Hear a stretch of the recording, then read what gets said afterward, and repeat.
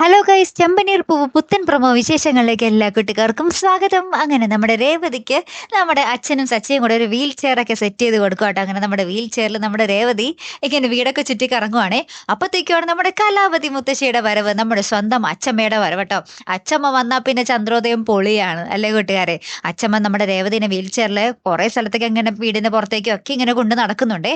എന്നിട്ട് നമ്മുടെ സച്ചി നമ്മുടെ അച്ഛമ്മയോട് പറയുന്നുണ്ട്, ആ ഗജാനന്ദന്റെ പണിയാണ് മുത്തശ്ശി, എന്നെ ഇവളെ ഇല്ലാതാക്കുക എന്നായിരുന്നു അവന്റെ ലക്ഷ്യം എന്ന് പറയുന്നുണ്ട്. അപ്പൊ തന്നെ നമ്മുടെ കലാവധി നമ്മുടെ സച്ചിയുടെ ചെവിക്കിട്ടൊന്ന് കൊടുക്കുന്നുണ്ടേ.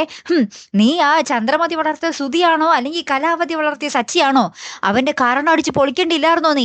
നീ എന്തൊന്നാണാടാ എന്നൊക്കെ പറയുന്നുണ്ട്. അപ്പൊ തന്നെ നമ്മുടെ രേവതിയും നമ്മുടെ രവീന്ദ്രൻ അച്ഛനും കൂടി ഇങ്ങനെ തലയിൽ കൈ കൊടുക്കുക കേട്ടോ. പക്ഷെ എന്റെ പൊന്നെ തീർന്ന് സച്ചി ഇത് കേൾക്കാൻ വേണ്ടി കാത്തിരിക്കുവായിരുന്നു എന്നുള്ള രീതിയിലെ കാത്തിരുന്ന് തന്നെ കാണാട്ടോ. എന്തായാലും കുറച്ച് ദിവസത്തേക്ക് ഇനി ഒരു അടിപൊളി എപ്പിസോഡുകൾ തന്നെ ആയിരിക്കും അല്ലെ. നമ്മുടെ അച്ഛമ്മയുടെ വക നമ്മുടെ ചന്ദ്രമതിക്ക് വയറ് നിറയെ കിട്ടുന്നൊരു രംഗങ്ങളും ഇതോടൊപ്പം തന്നെ ഉണ്ടാകും അല്ലെ. കാത്തിരുന്ന് തന്നെ കാണാട്ടോ. അടുത്തൊരു വീഡിയോയുമായി വരുന്നത് വരയ്ക്കും ഗുഡ് ബൈ.